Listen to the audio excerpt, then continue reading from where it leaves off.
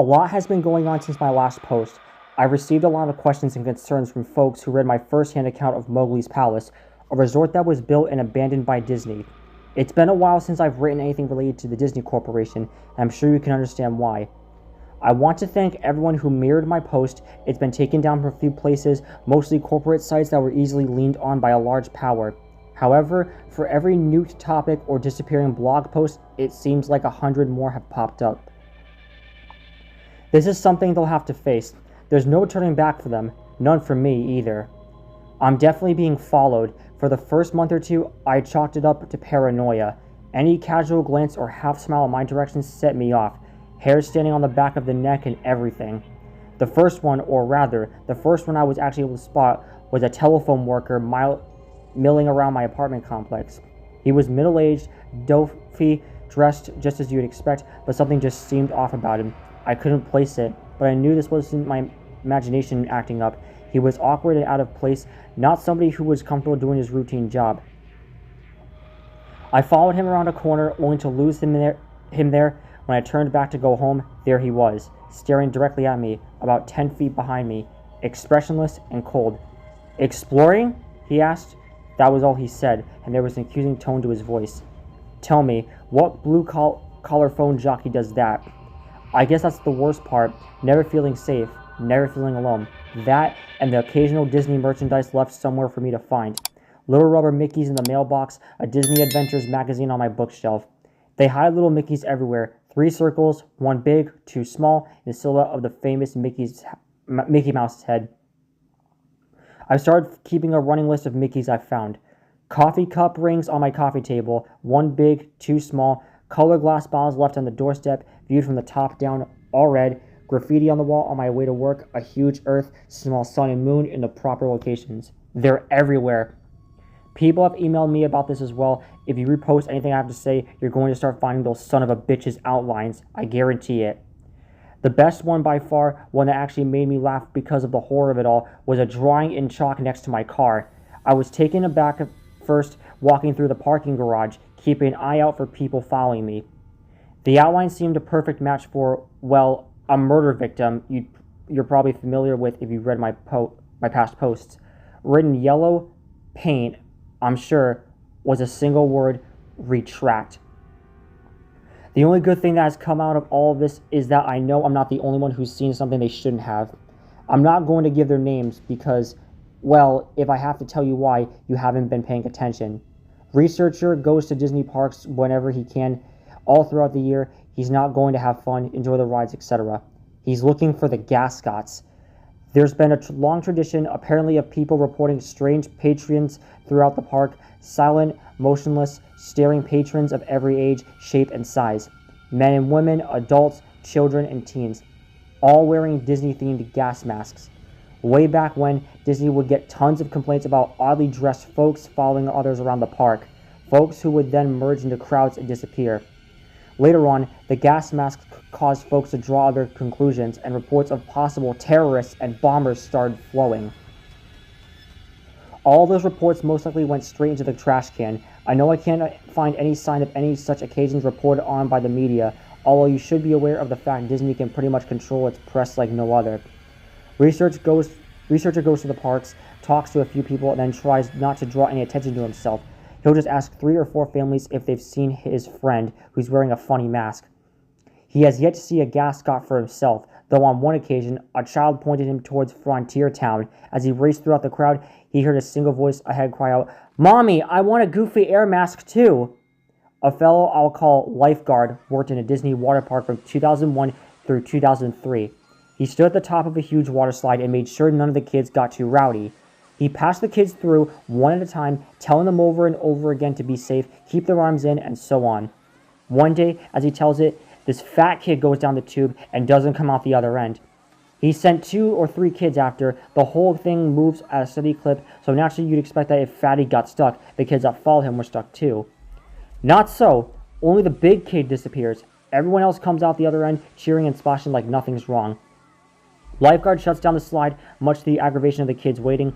Before he can go through any of Disney's strict procedures, splash! Fatty finally comes out. Staff members pulled the kid out of the water. He sank like a stone when he hit. his skin already blue and his eyes wide. All he would say was, "No face kids," and "Stop squeezing." The kid was okay, in case you're wondering. He got carted right off to the medical center. When lifeguard was told to open the slide back up, he made a big stink about how it clearly wasn't safe. Despite his complaints, he was threatened with firing and bear-grudgingly opened the slide again. From that point on, he kept a closer eye on the kids.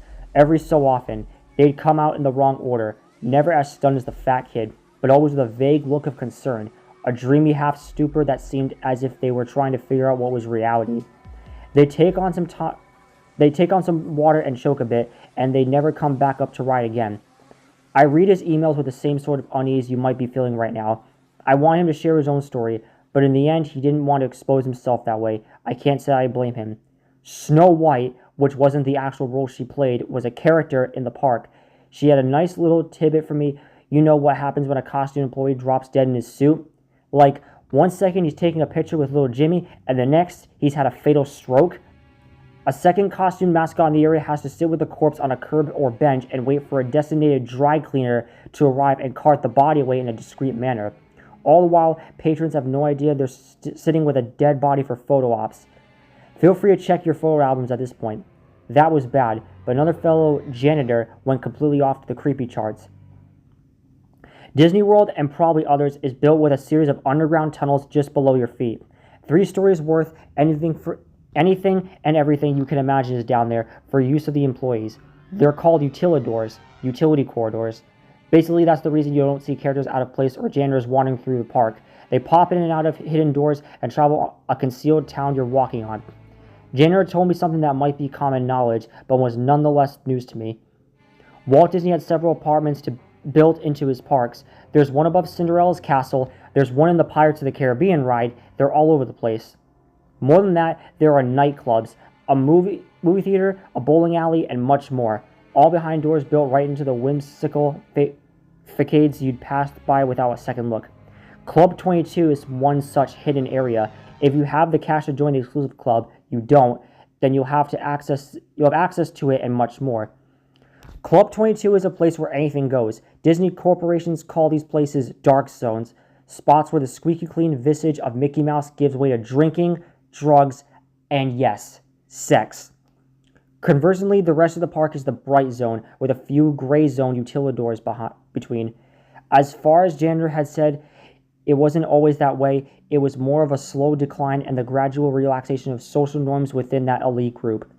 The reason he knows all this, you may have already guessed, he's cleaned it. After a lengthy background check and a non-disclosure form, Janitor moved up from a park attendant to one of the dark zone cleaning crew. Now, before you get some satanic human sacrifice vision in your head, Janitor saw nothing of the sort. Lots of empty alcohol bottles, yes. Used condoms scattered like deflated New Year's balloons, oh yeah. He cleaned up his share of blood, piss, and vomit, but it was all down to the unrestricted behavior of patrons as opposed to any sort of cult behavior. At least that's how he's seen it in retrospect. All that trash, that profane shit, went into a furnace and mingled with the smoke of a quaint cottage's chimney. If you've been to Disney World, you've breathed ultra-condensed sin. Backing up his information was Hammer. Hammer mailed me the old-fashioned way, though I don't know how he got my home address. He sent me photocopies of work papers proving his employment, with the instruction to burn them when I was convinced, which I did gladly. Hammer worked around the Disney World park doing demolition and construction. At one point, he approached a superior regarding some strange construction plans. There was wide, rectangular area marked off on the blueprints about the size of a supermarket. The area was left unnamed and only bore the words, "Do not dig." Not only was this his superior in the dark, but he was super fucking purposefully in the dark. He didn't want to talk about it, didn't want to know about it, and ended the conversation with this space intentionally left blank. Hammer didn't get it. The area seemed a waste of space, and it was directly conflicting with the work his team had been given. He started poking around the area on his off time, finding only a derelict steel door and a great span of concrete just beyond. It was a supermarket's worth of blank gray floor. Soon after, Hammer started picking gascots out of the crowds. Unlike other reports, the people, the things, would stand in full view of the guy. They'd cluster together in the distance, or they'd just be pressed against a wall where he turned a corner. He said they moved weird, like they were weak or injured, like a deer that's been run down by a hunter and can't flee anymore. The gas masks the Disney character faces with filters jammed in, he noted that they seemed wet on the inside, like condensation on a car window. Tiny beads of water glimmered beyond the glass, making it impossible for any of them to actually see.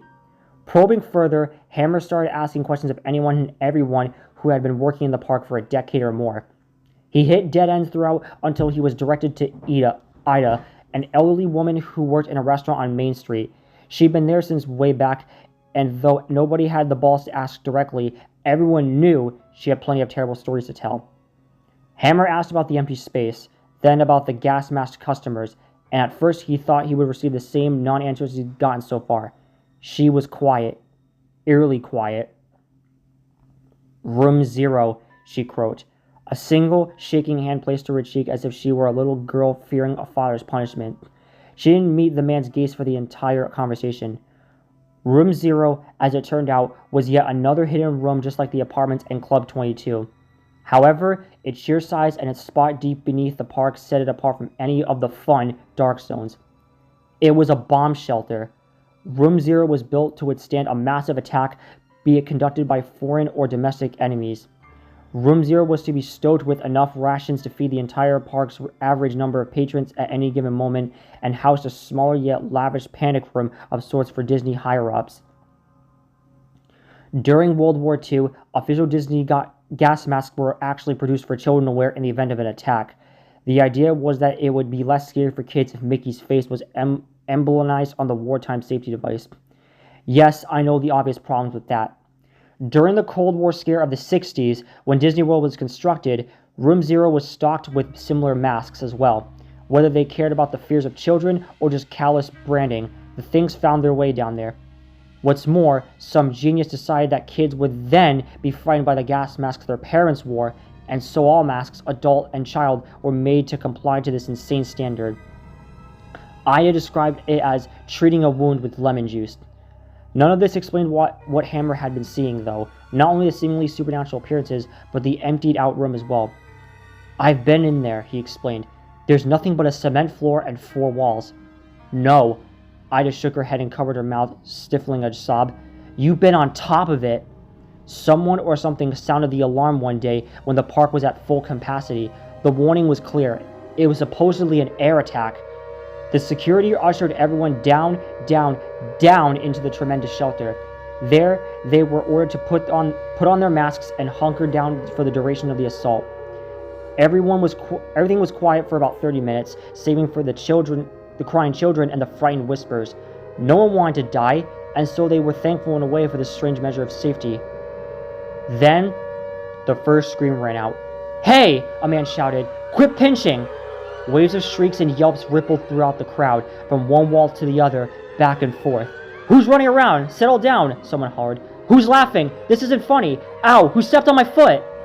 Desperate security guards urging to calm down and keep their cool, the crowd became more and more agitated until, finally, after nearly an hour of madness, the lights flickered, then died.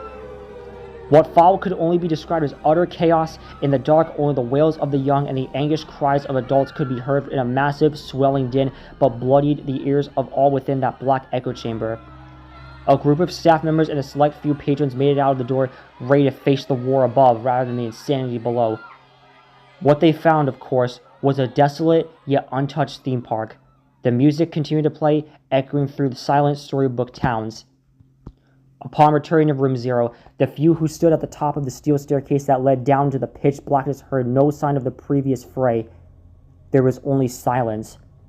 Ida herself descended that staircase despite the begging of those she left above.